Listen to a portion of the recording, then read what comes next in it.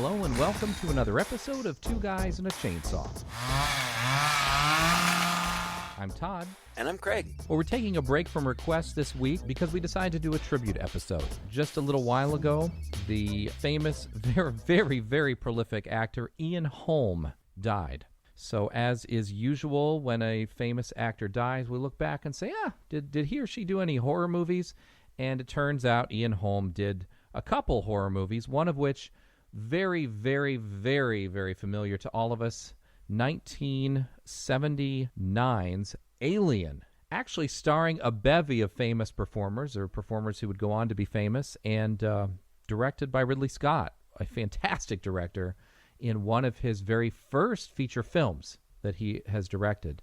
So this movie sent a whole bunch of people off to stardom, including its star Sigourney Weaver. So we're going to have a lot to talk about with this movie. Craig and I, as you probably well know, shy away a little bit from the more iconic and popular horror movies because, as we often say, what can we say about this movie that can't already be said?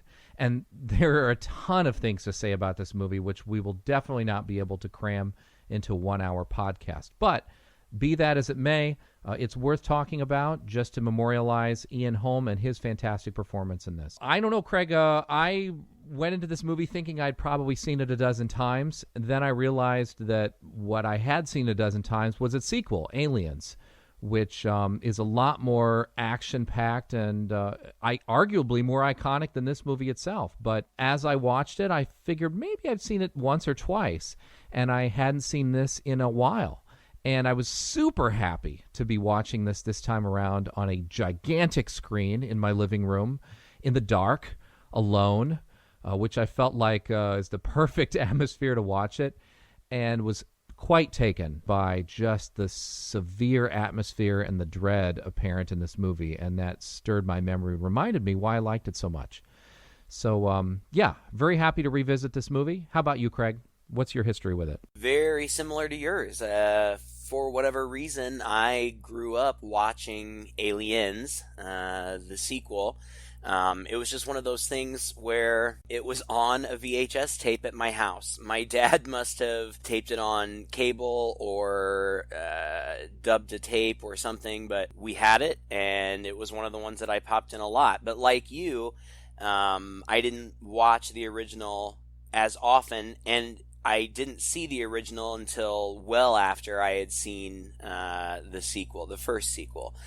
And I agree with your assessment entirely. Aliens is far more action-packed. It's on a larger scale, as implied by the titles. In this film, there's really only one alien that they have to deal with, whereas there's a whole bevy of them in the sequel. And like you said, even though the sequel is perhaps more action-packed, revisiting this movie was just very impressed at how much I enjoyed it and how good it was, especially considering the fact that I always take notes, more notes than is necessary really, on plot details, and I didn't take nearly as many notes this time around as I usually do, because as far as plotting is concerned, I don't want to say not a whole lot happens, because that's not really true.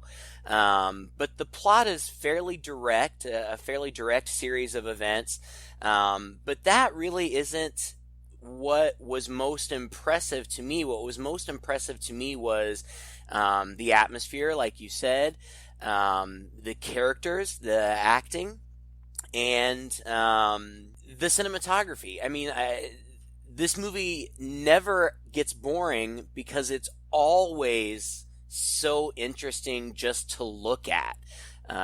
It's just put together so well, and it looks so good. And considering the fact that it was made in 1979, as far as quality is concerned, and to be fair, we watched the director's cut, which is different than the theatrical release. There are multiple scenes in the version that we watched that did not originally appear in the theatrical release. And because this is the director's cut, I'm sure that it's been cleaned up real nice. So it almost looks as though it could have been made today. And I think that it's held up really, really well. Yeah, and the thing that makes it not look like it was made today is because it is so obvious that everything on this set, everything they touch, everything in this movie is 100% real and practical. Yeah. The sets are amazing. The sets are so good. And they built these full-size sets that took up whole sound stages of corridors when they go out onto the alien planet and they end up in this big alien ship, this gigantic room that is also just a very iconic shot from the movie where you have this large sort of mummified other alien creature that's there. It gives you this sense that, you know, this ship has been abandoned for a very long time, and then later on they go and find these eggs. I mean, everybody should know this story and these scenes by now. All of this stuff was built full-size, real. And then, you know, for the other kind of special effects shots incorporated with some fantastic miniature work. This movie comes right in the middle of the Star Wars era. So just a few years before this, when everybody was blown away by the majesty and the special effects of Star Wars and presenting a very different image of space than we had been accustomed to before that. You know, and I grew up watching Star Wars, of course, but also, as I've said before on here, a lot of science fiction movies with my dad from the 50s and the 60s that he had on tape. And a lot of them were super cheesy and super corny, but they all had this very gleaming, crisp, clean, nice futuristic type view of space, right? That everything was polished and people were wearing these really pressed and bright, colorful uniforms with these bubbles over their heads, going out on these fantastic planets. And those movies are a joy to watch. I love that vision of the future. But when Star Wars came along, it gave us what we often call a very lived-in look of the future, right? Where we have all this advanced technology, but it's a little worn, it's a little analog at times, it breaks, it needs to be shaken and soldered and stuff like that. And you get the feeling that a lot of stuff has been cobbled together over the centuries to make what people make. And then this movie comes along, and it's kind of like that, but in a different way. I feel like this world that this takes place in, and this ship that this takes place in, is a salvage ship. It goes around and sort of salvages junk from space and then brings it back to Earth. And so it's enormous because it's towing a whole bunch of stuff. And every character in this movie, they're not swashbuckling adventurers traveling the galaxy. They're blue-collar workers. They're the very solid blue-collar workers of the future who are bitching about their job from day one, bitching about how much they're going to get paid. Are they going to get a cut? It's like people standing around and complaining about the union. They all work for a company that's never named. It's named later. Actually, there's some words. What is it? Yutani something? Wayland Yutani, I think. And in future movies, that gets incorporated more in. But in this movie, they just refer to it as their company, and they're bitching about the man, and arguing that they've been woken up from this sleep to deal with some issue, something that has come up on this planet that they've got to explore, some distress signal, and the computer has taken them out of their deep sleep as they're on their way back to Earth, because it's their obligation, according to code section blah, blah, blah, blah, blah, that anytime there is some strange transmission from an alien planet, they have to go explore it. It's part of their contract. Right. So they're not out there nobly exploring space. They're a bunch of blue-collar workers on a salvage crew. They really don't want to do it. They hope they're going to get paid for it and get their cut of whatever they might happen to find for the company on their way home. And what an interesting setting, for a space movie that at the time especially was totally unique. Yeah, and that's part of what makes watching the film so interesting too, is because they are relatable characters, and part of what makes them relatable is that their relationships seem realistic. They have relationships with one another, some of them positive, some of them tense. That's not really the focus. It's more in the background, but it paints, realistic isn't the right word, but a believable picture of this group of people. I just forgot something, man. Before we dock, I think we ought to discuss the bonus situation. Right. Brett and I, we think we We deserve full shares, right, Right. baby? You see, Mr. Park and I feel that the bonus situation has never been on an equitable level. Well, you get what you contracted for like everybody else. Yes, but everybody else gets more than us. Alice, Mother wants to talk to you. And so I found the characters. I was invested in them. I was interested in them. I was interested in their motivations. And it's interesting to read. There is so much that you can read about the history of this film, the making of the movie, the different iterations that it went through, ideas that were thought of but not used, and relationships was one of those things. I mean, initially there were going to be, I don't know if romantic is the right word, but there were going to be romantic and sexual relationships. They wanted to explore that with the crew. They wanted to kind of suggest casual sexual relationships between some of the crew members, because if you're going to be confined with 6 other people for years or however long they're going to be out there, they thought that it would only be natural that there would be some kind of sexual relationships between these people. And as the franchise went on and grew, some of the backstory of some of these characters was even adapted and added to. At one point in time, on the extras for one of the films, a special edition of one of the films, the history of the crew here, their biographies was explored, and it was suggested that Tom Skerritt's character Dallas and Veronica Cartwright's character Lambert had actually been born the opposite gender, but had gone through gender reassignment. Oh, really? Yeah. They kind of backpedaled on that after there was some fan outcry, but I just think that it's interesting that, you know, they're thinking about all of these things, and it comes through in the performances. And like you said, you know, these are people, some of them at the beginning of their careers, most notably Sigourney Weaver, who was a young actress in this movie. This launched her to fame, and she's had an amazing career, and continues to have an amazing career.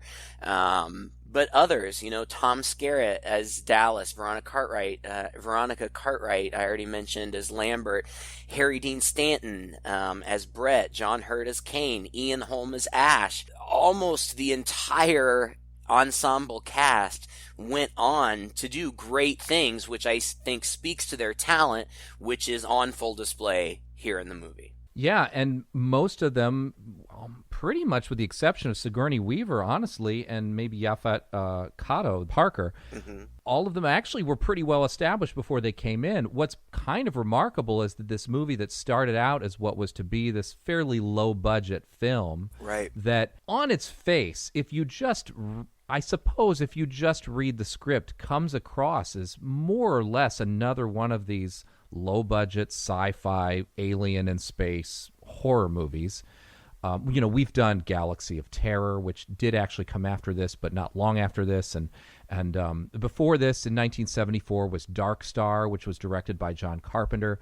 On paper, this script and the way that just the plot, like you said, is so simple and so basic, the dialogue fairly sparse, too. This movie could have gone either way, right? It could have just been another somewhat schlocky, scary stuff in space happens movie, or it, because of the people attached and the money that was eventually poured into it, the budget was doubled, and that's when some of these other actors started getting interested in it. Right. When Ridley Scott was attached, when the budget was doubled, then they brought on H.R. Geiger. Do you say Geiger or Giger? I'm not sure. I think it's Geiger. It's Geiger, right? Who was a famous artist at the time and is 100% responsible for the iconic look and design of the alien and the sets, which just becomes part of the DNA of this movie and the series. It's just a whole convergence of talent that just elevated this into what, you know, became the seed of an iconic series. And you can't have an iconic series without coming from strong roots. It's kind of a miracle, really. I mean, it sounds like I'm playing it up, but when you read more about the movie and about what, you know, the process of making this movie, it could have gone either way, and it completely went in the other direction to become, like I said, the roots of a very, very strong, very solid concept that we celebrate today, and we can watch a movie, like you said, like this today, and it holds up. It looks like it was made yesterday. It's fantastic, right? Yeah, and a lot of that is owed to Star Wars, as you suggested earlier, because before the success of Star Wars, nobody was interested in this script.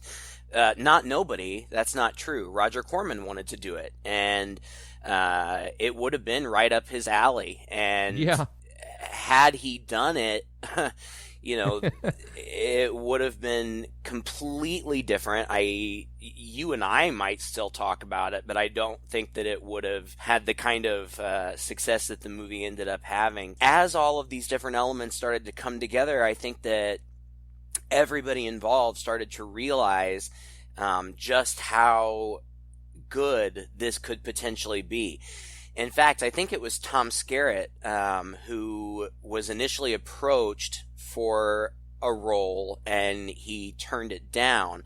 But then after some rewrites and after some of the other people involved got on board, he went back and renegotiated and said that he would do it. But before the film even came out, he renegotiated, or tried to. I don't remember if it was finalized, but he tried to renegotiate his salary. So instead of taking a set salary, he wanted to take a percentage of the profits, which you have to have a lot of faith in a project if you're willing to take that kind of risk. And whether or not that worked out for him, I don't know, but it was a smart move. I think the design is a big part of what makes it so interesting. That being said, the monster itself, which in the franchise would eventually go on to become known as the Xenomorph, you barely see it. I think it has like 3 or 4 minutes of screen time.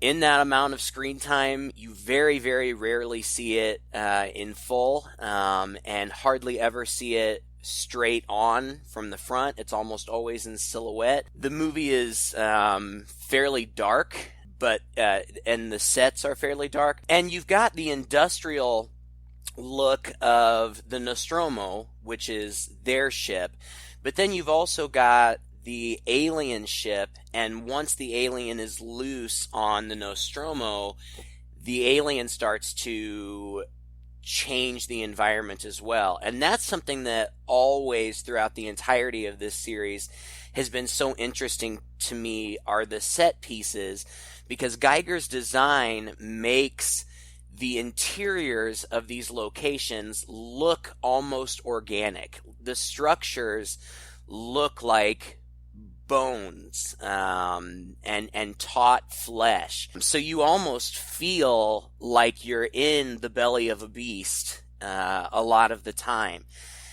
And I just can't praise it enough for how good it looks. The design is just... it's kind of mind-blowing. I can't think really of anything to compare it to today that I've been as impressed by. It's highly original, right? It's super original. And, Geiger's artwork is original. If you look at his stuff, he's German. It's very, very sexual, and it explores the boundaries between, like you said in the movie, the mechanical and the biological. It's very much like a sci-fi type of David Cronenberg, right? Yeah. There's a sort of sense of body horror about the environment itself in this movie. And that also plays to some of the jump scares and some of the shock in this movie, where you're seeing what you think is mechanical stuff, and then it turns out that the alien's there. Right. and he's been there in front of you the entire time because he blends in so well with the mechanical environment, just the design of his body. So there's a scene I think is unique to the director's cut, but when one of the characters, it's Harry Dean Stanton's character, wanders in, and they're looking for the alien that's loose in the ship, and he's in this very tall room with these chains hanging down and clanging together and water dripping down, and he's looking up. And it's eerie. We know something's going on. He's a little spooked by things. And when he looks up, he sees these chains swinging. And this shot is so good because it's half in darkness and it's mostly shadow, but it's just a shot above of the chain swinging. And if you notice, And you almost can't help but notice, but I think first time around, if you'd seen this movie for the first time, you might miss it. The alien's right there, swinging with the chains. Yeah. Kind of curled up into a ball, covering half the screen. But it's so subtle because the alien mixes in with the environment so much that it's quite possible you could and would miss it. And later on, the alien kind of is hiding in a part of the shuttle, and the camera lingers quite long on this particular shot of Ripley walking around and just doing mundane stuff. And it's not until the alien starts to move and shift out of its position that you're just like, whoa, that's not the side of the inside of the corridor. That's like the freaking alien's head right there among the pipes. And I think that the series all along really plays this to its advantage. It's so great, this mingling, and it creates a very uncomfortable feeling because this is very unnatural for us, right? Right. At this point, we probably got to talk a little bit about the writer of the movie, which is kind of shocking, Dan O'Bannon, who we've talked about. We've done several of his movies, and he is. We probably, by the end of this podcast, will have done every Dan O'Bannon movie that he's made because he hasn't made too many of them, but the ones that he's made are worth talking about. This was his second script. He did Dark Star before this in 1974, which was directed by John Carpenter, which he was very disappointed in because it was low budget. It kind of came across as a little schlocky, and he really wanted to amp up and try the alien concept again, but do it on a more visceral level that's going to be more pure horror. And he got together with a collaborator of his, Ronald Shusett, and the two of them worked very, very hard at this story. And again, probably part of the secret sauce that makes this work is that O'Bannon and Shusett were constantly involved in this movie from the beginning to the end. They were allowed on the set. They gave opinions. They gave opinions that turned out to be very smart and iconic parts of the series. Like, they were originally going to make the face hugger alien painted green. And when O'Bannon happened to be on the set and see it unpainted, he really was taken by the fleshy, almost human look of it when it was unpainted and said, no, let's keep this sort of flesh tone color, which is a beautiful choice. Yeah. And just adds to that. So they were so intricately involved in the movie and to the point of bringing in Geiger and a lot of these other people that I think that just speaks to you need a vision. You need a vision to have a good movie, and you can't always make a really good movie by committee. Certain things happen because different people contribute, but if you don't have sort of a singular vision of one or two people really pushing and driving the project through and making ultimate decisions and strong suggestions, you don't always end up with such a strong artistic piece as you would when this passes through 15 different writers, and then the writer never sees it again, and people make changes and stuff. And then at the end of the day, you hear this all the time about movies, is the writer looks at the movie and wants to disown from it, right? Because what they see on screen doesn't seem to match what they had in mind when they were writing the script. But yeah, Dan O'Bannon, right? I mean, he did Dark Star. He did Dead and Buried, which we did. He did the original story for a portion of Heavy Metal, which is a sci-fi type animated movie that's a bit notorious. And then he did Return of the Living Dead, which... Right.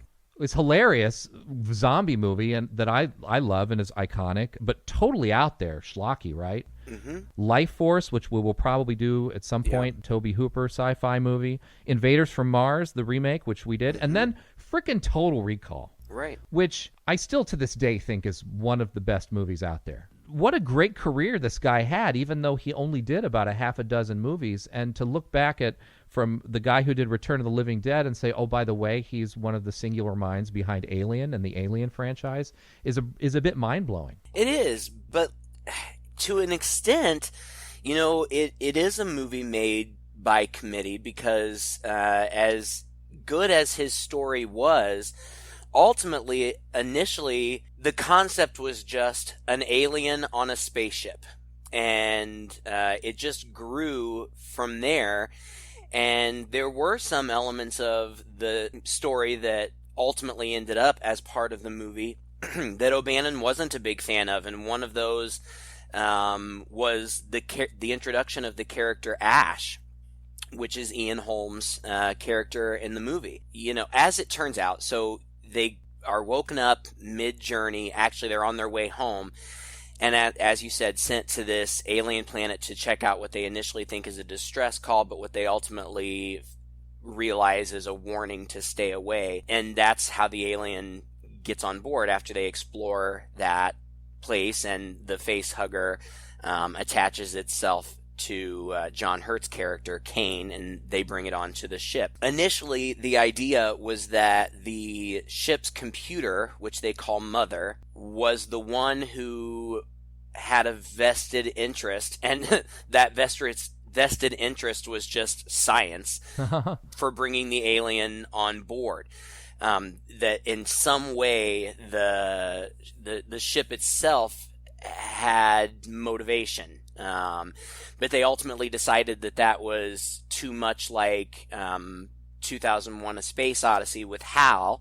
So they introduced this character of Ash to kind of be an intermediary between the science world and also the corporate world that he is been placed there by. And O'Bannon wasn't a huge fan of it, but they went with the idea anyway, and I think that it worked out very well. You mentioned Geiger's work being darkly sexual.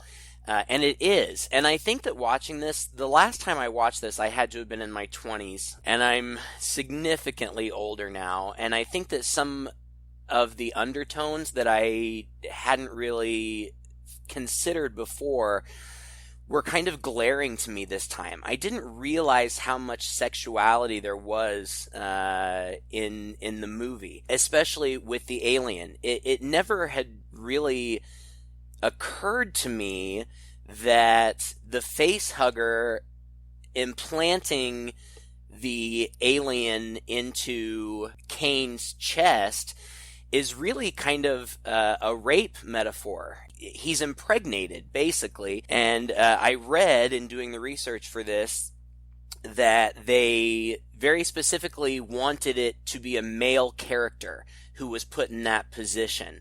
When these characters were written, they were written without gender, and decisions were made about who would be a woman and who would be a man only later on when they started doing casting.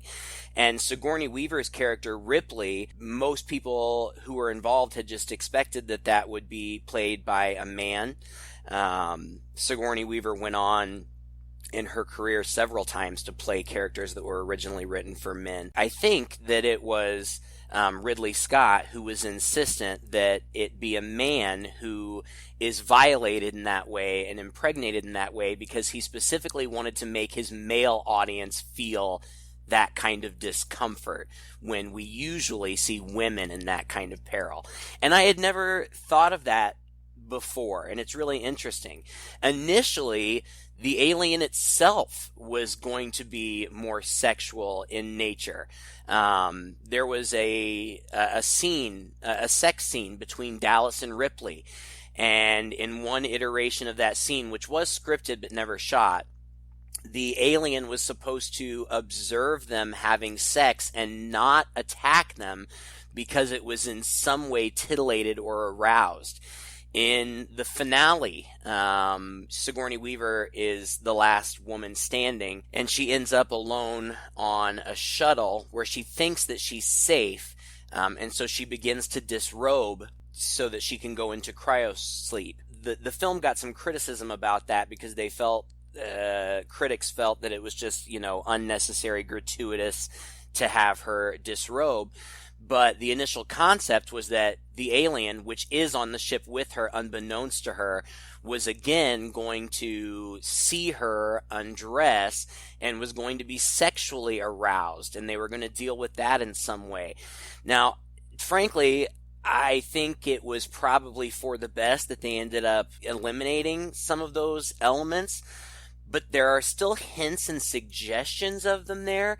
And I do think that adds to kind of the level of discomfort and tension that you feel throughout basically the course of the whole movie, or at least from the time that they land on the alien planet. You're absolutely right about that, whether you're aware of it or not. Even there was something that I noticed this time around, because I had this giant screen in front of me and I was quite taken in by it. When they land on that alien planet to investigate the ship and they see this giant ship, which I guess they nicknamed the Big Croissant because it's it's kind of U-shaped. But again, this ends up coming back later. In fact, in the more recent movies, Prometheus, we see whatever race created this ship, which is still, I think, a little unknown.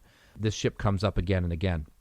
Anyway, as they're walking towards the ship, where they enter the ship are through these openings in the sides that are clearly like vaginas. They're tall and a little narrow and have like kind of a little lip around them. And that, of course, totally blew by me when I was a kid watching this movie.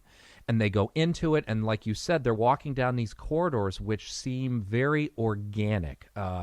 They're long and they're narrow and they're round, but they have this texture to the inside, and they're slimy and they're drippy, and there's a little bit like bones, but also sort of like ridges. It's very much like a kind of like a vaginal canal. And they go in again to this giant room where there's that big mummified whatever this race of aliens was that piloted that ship, which is obviously larger than a human, sitting in, who knows, some kind of control panel observational thing.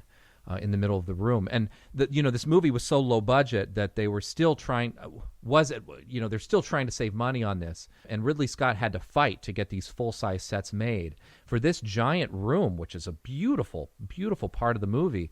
It ended up serving dual purpose. They made half of the room, half of the wall basically of this giant room, and put this guy in the middle who's on kind of a swivel platform so that they could turn it around and they could swivel this guy around and film it from different angles and just make that one wall look like it was all of the wall in the room.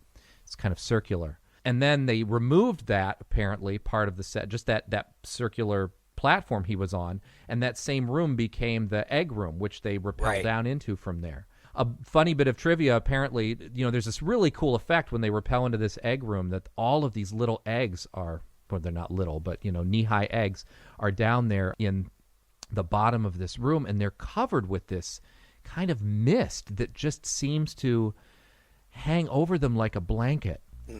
It's a very odd effect. This is completely enclosed, and it's full of leathery objects like eggs or something.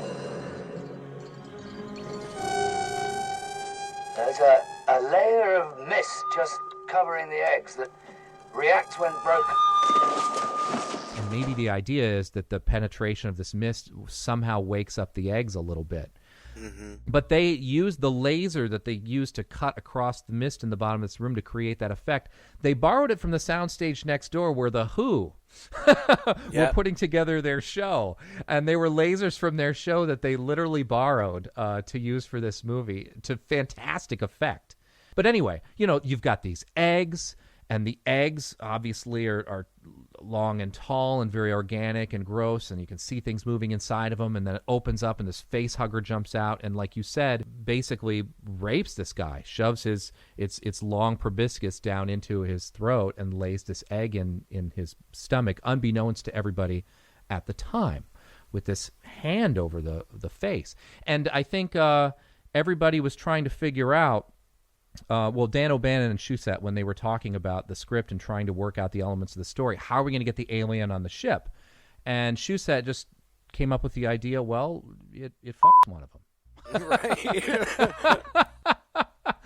So that got developed into this face hugger thing, which the design of which is great. And O'Bannon had a lot to do with the final design of this. A few designs went through it, but he ended up more or less drawing what ended up being it. And it looks fairly human. It has these long, they look like bony fingers grasping around both sides of this person's face, and it's not going to let go until it's done what it needs to do. It's very violating and very unsettling when you see it.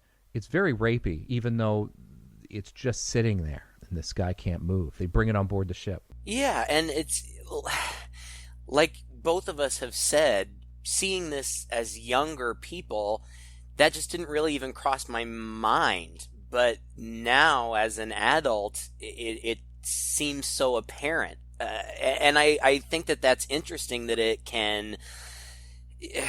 it didn't feel sexual or inappropriate to me as a kid, but as an adult, there's just that extra added level of discomfort when you consider it in that light. And all of that you've talked about is also interesting. That the space jockey scene, which is the big alien scene, that was a huge set, but they also did interesting trickery.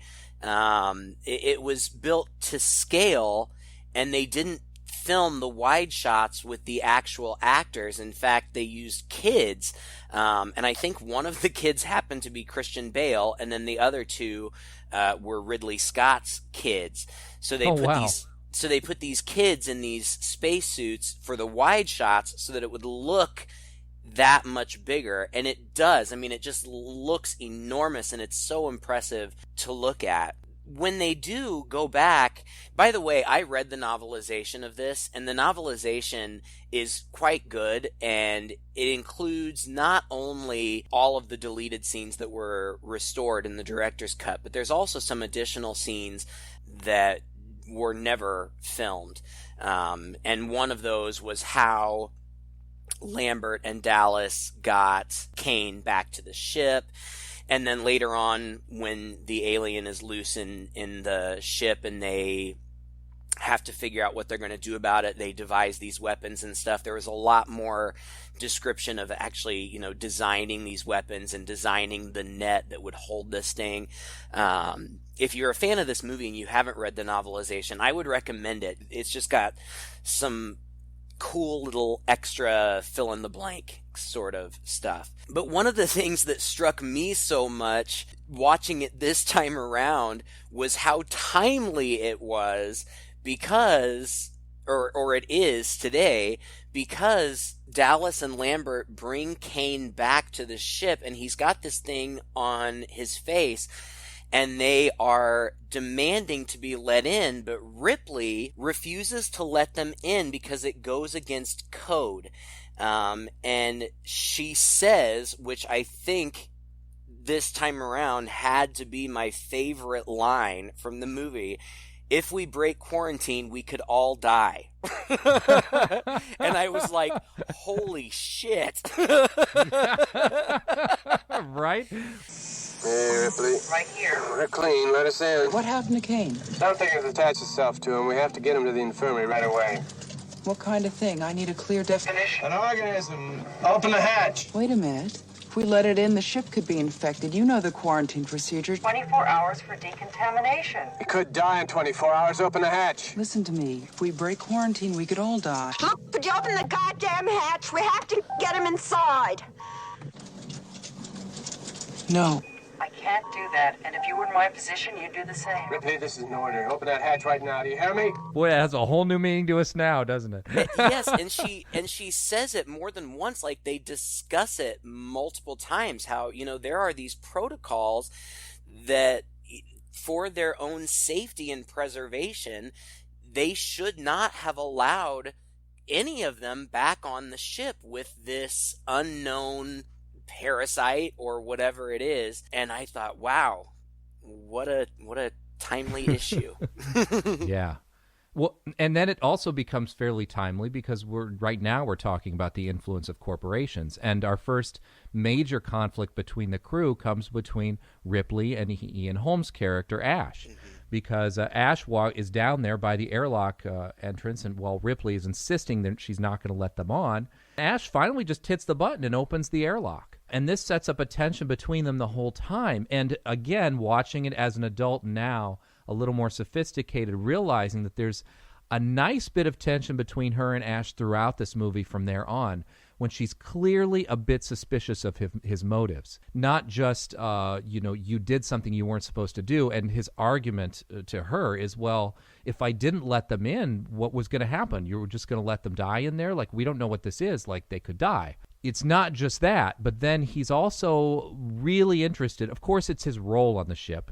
He's like the scientist physician or whatever. Yeah. But he's clearly extremely fascinated with examining the alien and taking it apart, while they're on the ship, not putting it in a jar and waiting until they get back, almost dispassionately so. More interested in, fascinated by the alien than he really cares so much about the people and their safety. And it doesn't come across overblown, I mean, in a low budget film with less talented actors, they would probably play this up a bit. But it's just so realistic and subtle the way that Ian Holmes plays it. From the beginning, he's this guy who just seems a little off, maybe, from the rest of them. He's a little quieter. He's a little more businesslike. I think in some of their earlier conversations when they're just sort of talking about the company, he's making excuses for this is the company, what the company says, this is what we do, this is why we do it. And yet, at this one moment, he's the one to break the rules to let these people in. It's an interesting twist, and it makes you highly suspicious of his character, even though he's not running around leering with one eyebrow raised the whole time. Well, as I said, I'm still collating, actually, but I have confirmed that he's got an outer layer of protein polysaccharides. He has a funny habit of shedding his cells and replacing them with polarized silicon, which gives him a prolonged resistance to adverse environmental conditions. Said nothing. That's funny. What does it mean? Please don't do that. Thank you. I'm sorry.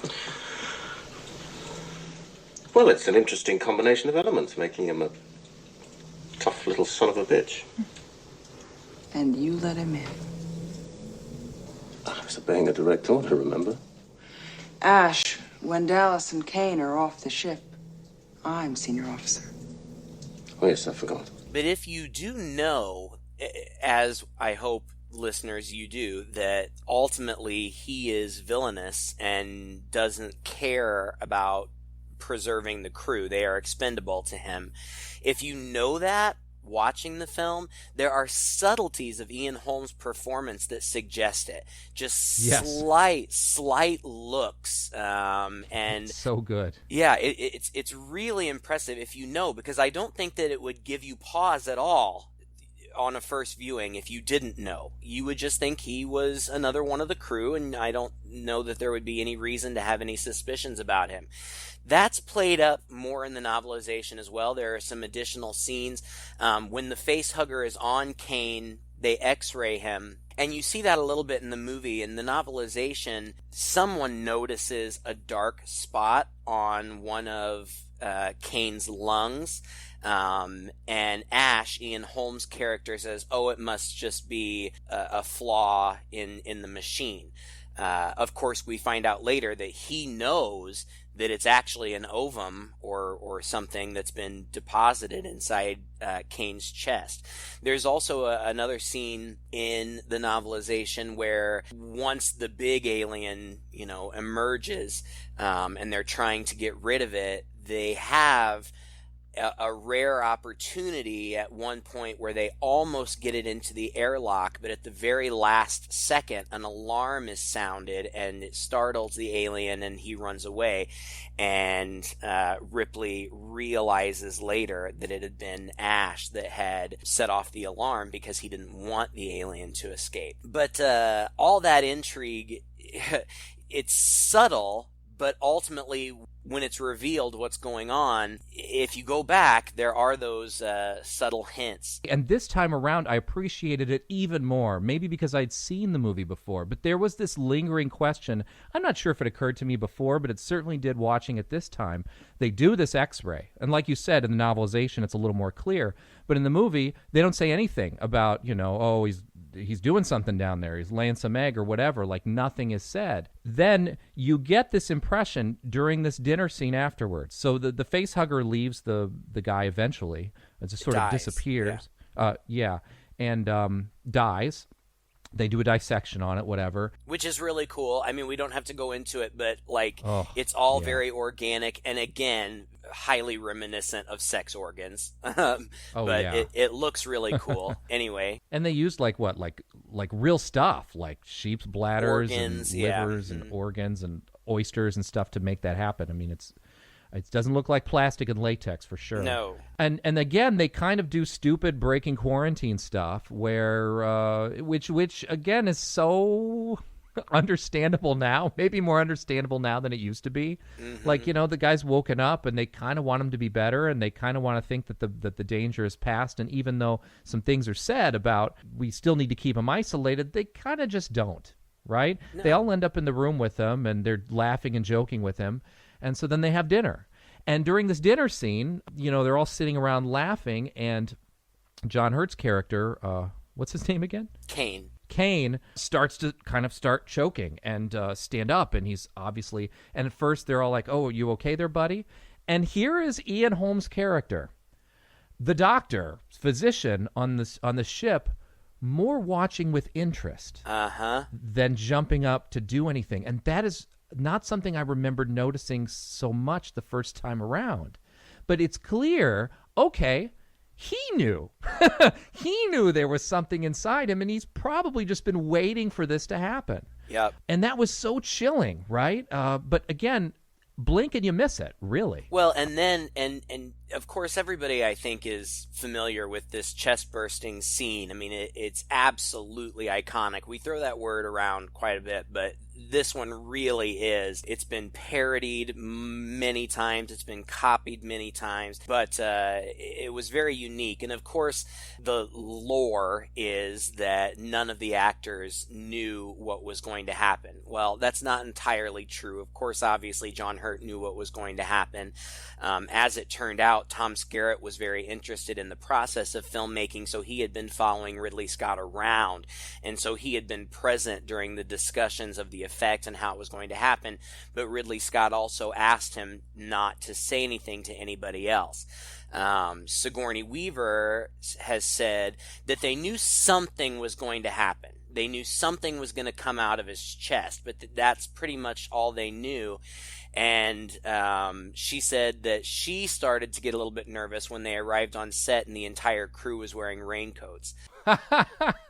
But ultimately, they didn't really know what was going to happen, and the scene, the chest burst scene, was shot in one take with 4 or 5 different cameras positioned at different angles, and they didn't know that blood was going to erupt from Kane's chest, and Veronica Cartwright famously is splattered. Her face is splattered in blood, and her reaction was her genuine reaction to that. And apparently, she was pretty distraught over it in the aftermath. And Yaphet Kotto, who played Parker, was, according to stories told by the cast, upset by it too, and went home and kind of locked himself in a room and wouldn't come out for half a day. And it's such a great effect. But this little chestburster alien pops out and looks around and kind of snarls, and then it jumps out onto the table and runs away. But before it jumps out onto the table and runs away, somebody goes, I think it's Parker, goes to grab it, and Ash says, "No, don't touch it." And then it runs away. Now, there's a logical reason why he would say don't touch it, because when they had tried to remove the face hugger and they had cut into it, it had bled acid that had almost breached the hull of the ship. So logically, they don't know anything about this alien. It might be risky to touch it, but ultimately, he doesn't want it harmed. His purpose, as we find out, is to preserve this creature and return it to Earth for research, even if that's at the expense of the crew. And just those subtleties, I think, are excellent. It's excellent storytelling. It's excellent acting on Ian Holm's part. It's great direction, and it just works so well. And then, following that scene, they go out looking for what they expect to be a small thing that has just emerged from their friend's chest, but apparently it matures at an alarming rate, and that's when we're then dealing with the big xenomorph. And I'm sure that all of you listening have seen it. The xenomorph changes appearance somewhat over the course of the series. Ridley Scott originally wanted it to be an animatronic in this movie, but the technology wasn't good enough, so they did have to go with a guy in a suit, which Scott had initially not wanted to do. But they hired this 7-foot tall guy, Balaji Badejo, tall, lanky guy, to wear this suit, and they were just careful about lighting and shooting so that it didn't look silly. And there are times, to be fair, where you can tell, especially when it reaches out with its arms, they're very human-like, and so it's easy to understand that it's a guy in a suit, but it looks fantastic. Of course, as the series went on, they played with the design and they had more that they could do with technology, and because this is a being that gestates inside other living things, they started to play with, well, if it gestates inside something that's not human, will it take on characteristics of whatever it is that it did gestate in? And they experimented with that and stuff, which I think is very cool. But here, the original, he's bipedal. He walks on 2 feet, or can at least. But it's the alien. It's like you said. It's virtually camouflaged in the environment. It's incredibly stealthy. That stealth is on display even more in the novelization. It can virtually be right beside, behind, underneath, or above someone at any given time without that person knowing that it's there. And you get that in the film too. And it all comes together. The way it was shot, the way it was lit.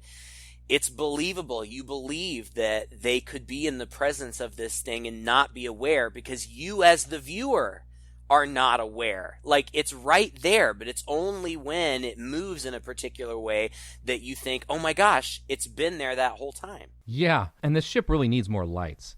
Right? I did, when they were looking around for the face hugger, Dallas is looking around with like a pin light, like a pin flashlight. I'm like, dude, turn the lights on. Like, It's true.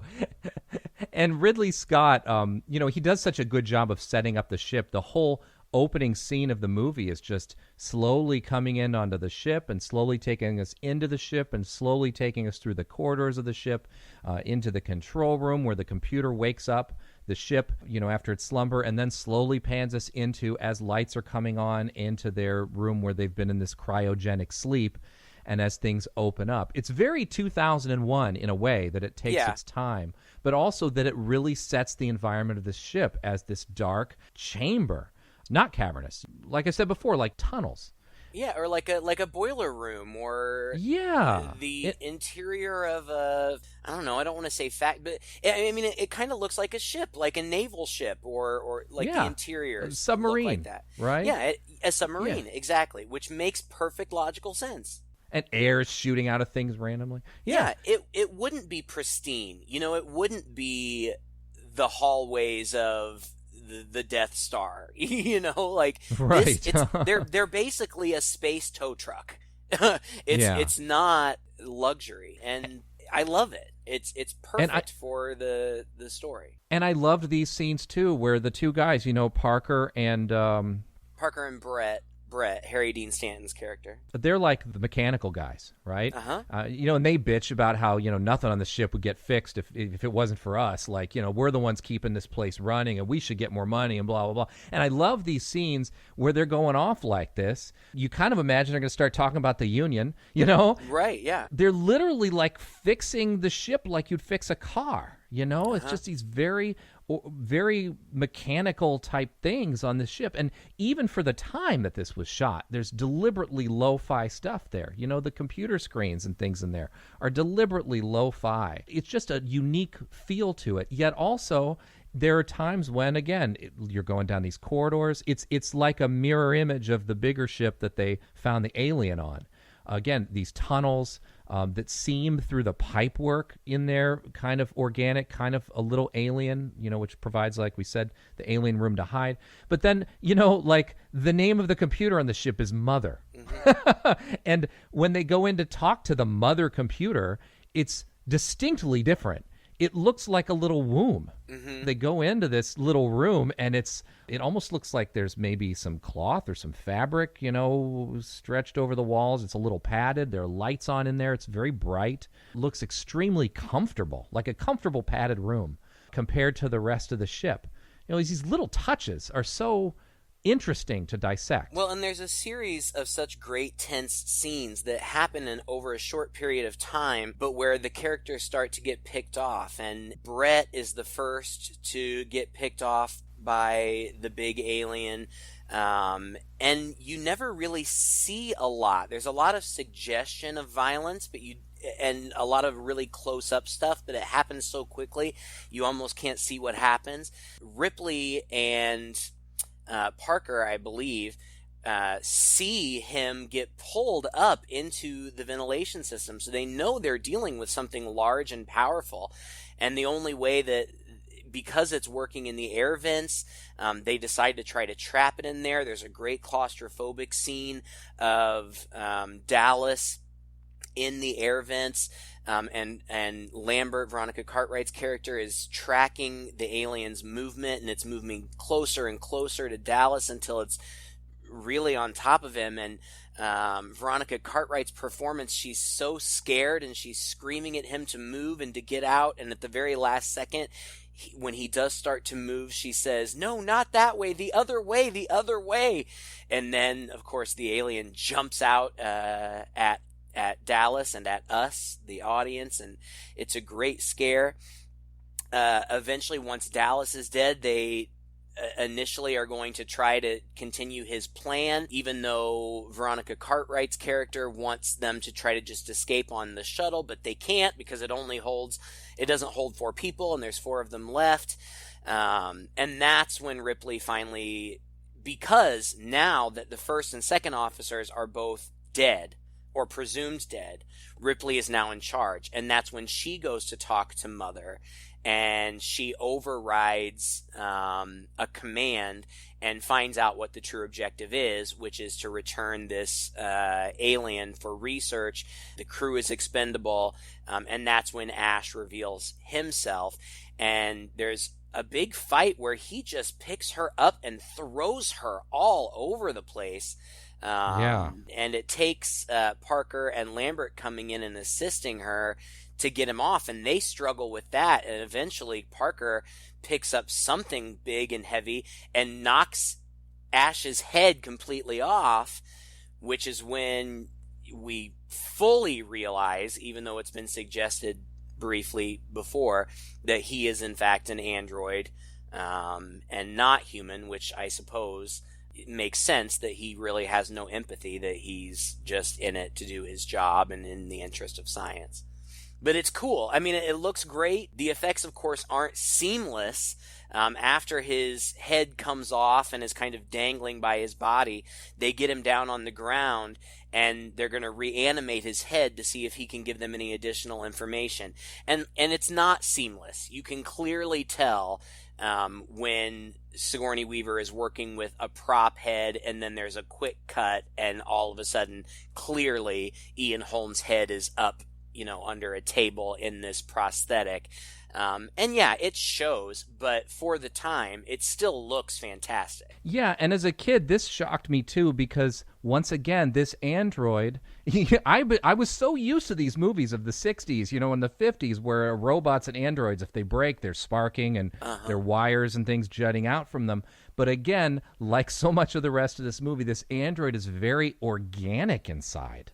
Like the whole inside, it feels like his blood is very milky. He has this sort of milky fluid, like a white milky oil that's keeping him going, and it's just very uncomfortable little bits and pieces of bubbles and tubes, and I guess they used pasta and fiber optics and little bladders and marbles and things just to create this very unique original idea of like the inside of an android and how it would work, to make it not so electronic but organic, and that really works. I mean, it's hard to unpack exactly how it would literally work, but it works as a visual for the movie, and it makes the scene very disturbing and unsettling as Ian Holm is sitting there talking to them, this severed head spitting out this milk, milky white stuff out of his mouth. I remember being so grossed out by this as a kid. And I've got to go back. I've got to go back real quick to that fight scene between him and Ripley and get a little personal here, because I've just got to tell the world. My dad, my parents are fantastic people, and I feel like they just really raised me right. And one thing that my dad did with me is I got a very real and honest and in-depth birds and bees discussion when was necessary. And interestingly enough, there was a point at which he was talking to me about, now that you're older and you're kind of seeing things differently and you're having these different feelings, you're probably going to notice things that are over-sexualized, like things in the movies and symbolic things and whatnot that is there to sort of, turn you on or hit you in these spots. And he used this scene from Alien. This was his example to me. this scene where Ian Holm's character is fighting with Ripley and he has her pinned down on this bed, and this bed is like basically, I think it's Parker's bunk bed. And Parker has been like every now and then reading like porno magazines, or at least they're implied they're porno magazines. And in the fuzzy in the background on the wall, you can see these pinups there, you know, of clearly nude centerfolds that are there. And in the context of this, the way that he decides to try to dispatch Ripley is he rolls up one of these magazines and tries to force it down her throat. Again, it's like another rape, right? It's highly sexually suggestive that he's shoving the cylinder down her throat. It's so odd. He's not slapping her around. He's not beating her up. He could be choking her. I got to give my dad a lot of credit for coming out of the woodwork with this example from this movie that made total sense to me at the time, because we were both big fans of the film. And that was the first time I was ever aware to look for really like any kind of symbolism or subtleties in movies, you know, like what's behind what they're actually doing here and what's there. And this scene, again, it doesn't draw extreme attention to itself, but it's more of that we have in the whole movie, of the penetration of the alien's little kind of like phallic inner mouth that comes out and, you know, gets people. It's really interesting choice. And I guess they didn't even tell her exactly. Ridley Scott told her he's going to try to push it in your hooter. And she was confused because, you know, she's like, in America, like hooters are like boobs. Like, well, he's going to try to shove it in my chest or, you know, whatever. And so she was a little surprised when he started to try to put it in her mouth. So that performance is quite unsettling. It is. It certainly is. They don't really get any new information from Ash when they reanimate him. You still don't understand what you're dealing with, do you? Perfect organism. Its structural perfection is matched only by its hostility. I admire its purity. A survivor. Unclouded by conscience, remorse, or delusions of morality. But the three remaining crew decide that they're going to board the shuttle and take their chances in space and leave the alien behind, and blow up the ship, self-destruct the ship. So Ripley goes to prepare the shuttle while the other two go off to collect coolant. And they, Lambert and Parker, are then dispatched. And again, there's some sexuality to the way, or some at least suggestive sexuality to the way that Veronica Cartwright's character is taken out, which we actually don't see, but what we do see is some appendage of the alien making its way kind of sensuously up the inner part of her leg, and then we don't really know what happens to her after that. But ultimately, it's Ripley alone, and there's a lot of business with her, you know, starting the self-destruct, and then she goes back to the shuttle. There's a cat on board, and she had gotten the cat into a carrier, and apparently the alien had been drawn by the cat, which was on the shuttle. So now the alien is on the shuttle, so Ripley goes back and tries to stop the detonation, but she's too late, and she runs back to the shuttle. The alien appears to be gone, and so she launches the shuttle, and it takes off, and the big part of the ship that they were hauling explodes, and that's when she thinks she's safe again. And as I said before, she disrobes in these very, small, revealing undergarments. And what I thought was interesting is I wasn't really sure of what was going on here, because she is kind of messing with some controls or something, not realizing that she is just inches from the creature, and at one point it reaches its hand out and she retreats, but it doesn't come out. Now, I'm still not certain of this, but is it supposed to be suggested that it's hiding because it's scared? Because of the explosions or something? Because it's just kind of odd to me. It's been so aggressive throughout the rest of the movie, and it really appears to be trying to hide itself in this moment.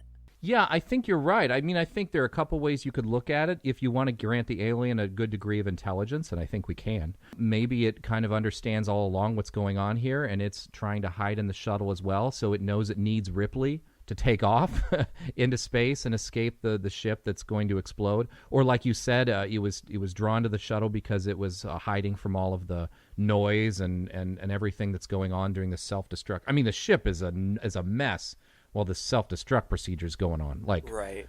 It's just blasting air everywhere. And there can also be, like you said earlier, a little bit of this, he's kind of leering at her a bit and not so willing to just go in and take her out like he did the rest of the crew. Presumably maybe this is what we didn't see him do to, Lambert's character, with that appendage. Or I think it's also been suggested maybe he was a little injured or just tired. Yeah. So it could be any one of those things. In any case, Ripley is able to slowly and very tensely slip into one of these spacesuits. I don't know why I love that scene so much. Like, she just finds herself backed into a closet and she kind of happens to turn to her side and realizes there's a spacesuit, and she so covertly just slips herself into it. And I remember even as a kid thinking how smart she was, and to move so slowly and cautiously so as not to draw attention to herself or to startle the alien. I just thought, very, very clever. And then the ending is really interesting. The ending that we get is very interesting, but it's also interesting in the context of what it was initially conceived as. Initially, the ending was conceived that Ripley would escape on the shuttle and the alien would be killed in the explosion on the bigger part of the ship, and she would just get away. I don't remember who it was that didn't like that, but I think the next suggestion from Ridley Scott, and I'm getting them mixed up. I think that the writer Dan O'Bannon and Ridley Scott had conflicting views. One of them wanted the alien to get on the shuttle with her, and they would have a big battle which would culminate in the alien decapitating her and she would be dead, and then the alien would get on the airwaves or the recording or whatever, and it was going to mimic Dallas's voice as though it were pretending to be him to, go back to Earth or whatever. That was rejected, I think, by the studio because they thought that it was too bleak. And so they ended up going with the ending that we see, which I think is exciting and satisfying for the audience because basically it's not terribly complicated. Ripley gets herself into a space suit, and then she opens the airlock, and I feel like the alien charges her, but what, does she kick it out or something like that? Yeah, plus the airlock being open kind of sucks it out towards the opening as well, and she's able to, I think she hooks onto something to keep herself from going that far out. I had forgotten that at first the alien just clings to the outside of the ship, but she sees that and it crawls into the thrusters, and then she turns the thrusters on, which propels the alien out into space. And she is safe, and she records her final log, which in itself is also iconic. And that's how it ends. And of course, that was perfect because then it allowed for a sequel, which came and was amazing and did incredibly well. And I loved it. And the franchise continued. It continued in video games. It continued in films. It continued in crossover films with Predator, comic books, all kinds of things, and I certainly believe that it is alive and well. The third movie was really controversial. A lot of people hated it, and I understand why, because it kind of ruined the happy ending of the second movie. Ultimately, I enjoyed the third movie. I thought it was very stylistic and interesting, and I liked it. So did I. I liked it. I like the fourth movie, too. I liked the fourth one, too. The fourth one is very different, and they take it in a different direction, but I enjoyed it also. I was really excited. I think his name, is it Neil Blomkamp? the guy. Yeah, he wrote a treatment that would kind of retcon the series, and it would be more of a direct sequel to Aliens, and would bring back the characters of Newt and the other guy who was revealed to be dead at the beginning of Alien 3.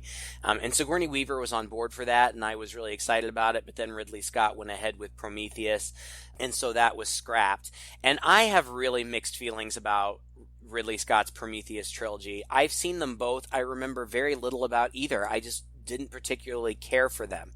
Apparently, there is a script for Alien 5, which would see the return of Sigourney Weaver. I guess Ridley Scott is on board for it, but in interviews, Sigourney Weaver has been very skeptical and said maybe it's time to let Ellen Ripley rest. She is in her 70s now, I believe. Early 70s, I think. Maybe late 60s, I don't remember, but she's getting up there. She's a vibrant woman. She still works all the time, and she's fantastic. But I'm sure that it would be a challenge for her with the physical demands. I'm confident that she could do it, but whether or not she chooses to, I don't know. I don't know. As a fan, I'd love to see her return one more time and maybe get some closure to her story. But if she doesn't, I understand and respect that decision. And I hope that we get some good alien xenomorph movies moving forward. Because the Alien versus Predator movies are kind of fun popcorn movies, but they're not great quality in terms of script and whatnot. It'd be good to see another really good Alien movie, but who knows? I guess we'll have to wait and see. Yeah, well, let's hope, right? I mean, this movie has just spawned, like you said, a franchise that is live and well. I mean, I can't name and number the number of video games I've played. Yeah. that have directly stolen. I mean, this whole idea of the alien going through the vents, you know, I mean, how many times have we seen that in horror movies now? Right. Sci-fi movies. It's a trope, you know, now. It really started with this movie. And then so many connections to so many movies we've done, we will do. We already talked about all the people. We'd be remiss if we didn't point out that the person who designed the head of the alien and put all those special effects together was one of our favorite Italian special effects artists, Carlo Rambaldi. Mm-hmm. We just did Possession a little while ago, where he did the tentacled rape creature in that one. And then, of course, he was doing E.T. and Close Encounters of the Third Kind and had quite a relationship with Spielberg around this time. But again, highly responsible for the effects in this movie. And I read that alien head, they put so much time and energy in it. It had about 900 points of articulation. Wow. And it's almost hard for me to believe because it doesn't seem like it. I mean, there's nothing that looks fake about this. You don't see the head that much, you know? But I was actually surprised this time around watching this movie how little blood there really is in it. Yeah. I remembered it being gorier and bloodier, particularly that chest burster scene. It's really not that bloody at all. Not really. Even though we see like the aftermath of the blood splash on them, but everything happened so fast that it did not match my memory, which I think just goes to show how much the implication of things and just showing you a little bit can help your mind to fill in the blanks with something that's much worse. But apparently the whole movie was a bit bloodier all around. And Ridley Scott did have to trim back a number of the gore scenes and blood in order to avoid getting an X rating at the time. Mm-hmm. So, I would be interested to see the director's cut too, you know, the full blood version or something. I'd be curious to see what those effects were like, but it definitely doesn't need it. The last thing that I think is worthy of mentioning is the score. I know there was some conflict about the score, but what we end up with, and I particularly noticed it in the somewhat long opening credits sequence, the score is beautiful. Oh, and the sound design. Jerry Goldsmith did the score. Yep. It's great, and it makes me nostalgic for the day when so much thought and effort, and I'm not saying that that's not the case in some films today, but it just seemed like score was something that was given more attention back in those days. And I appreciate it, as I always do when there's a strong score, because it just does so much to add to the atmosphere, and I really enjoyed it here as well.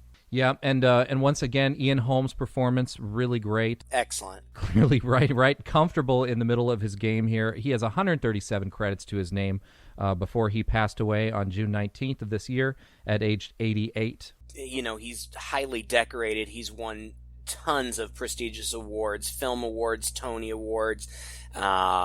He's a member of the Royal Shakespeare Company, just universally respected and considered one of the great actors of his time. He's kind of a chameleon. Yeah. Just an excellent performer, and by all accounts, everything that I read, I only read glowing things about him as a performer and as a man. And I guess we should, we have him to thank for making us finally get around to this movie, which we probably should have done a long time ago. So thank you, Mr. Holm. Thank you, Mr. Holm. Rest in peace. Well, thanks again for listening to another episode. If you enjoyed it, please share it with a friend. You can search us on Google, Two Guys and a Chainsaw, and you'll find our Facebook page and our Twitter feed. Reach out to us on any one of those channels to let us know what you thought of this episode, and give us some requests for some movie you'd like us to do in the future. Also, please be sure to visit our YouTube channel and subscribe there. Ask your friends to subscribe to us so we can build our numbers there and find a wider audience on that medium as well. Until next time, I'm Todd. And I'm Craig. With Two Guys and a Chainsaw.